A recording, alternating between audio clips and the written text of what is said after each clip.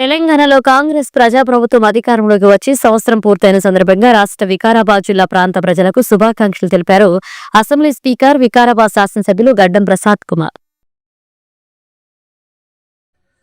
తెలంగాణ రాష్ట్రంలో ప్రజాప్రభుత్వం ఏర్పడి సంవత్సరం పూర్తయిన సందర్భంగా రాష్ట్ర మరియు వికారాబాద్ నియోజకవర్గ ప్రజలకు శుభాకాంక్షలు తెలియజేస్తున్నాను.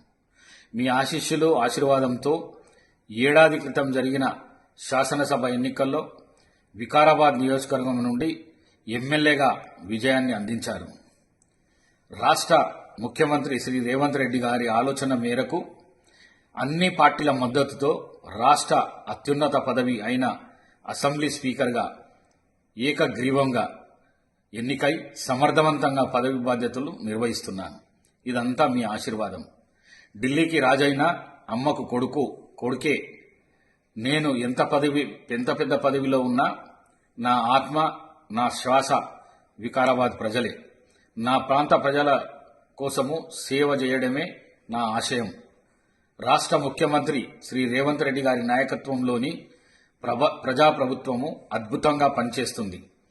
అభివృద్ధి, సంక్షేమం కార్యక్రమాలు చాలా బ్రహ్మాండంగా ముందుకు తీసుకొని పోతున్నది. రాష్ట్ర ఆర్థిక పరిస్థితి సంక్షోభంలో ఉన్నా కూడా ప్రజలకిచ్చిన హామీలు మాత్రము నెరవేర్చుకుంటూ రాష్ట్ర ముఖ్యమంత్రి ముందుకు పోతున్న సందర్భంగా మరి అన్ని సంక్షేమ కార్యక్రమాలు తప్పకుండా ఈ తెలంగాణ ప్రజాప్రభుత్వం అందిస్తుందని చెప్పేసి తెలియజేసుకుంటూ సెలవు తీసుకుంటున్నాను.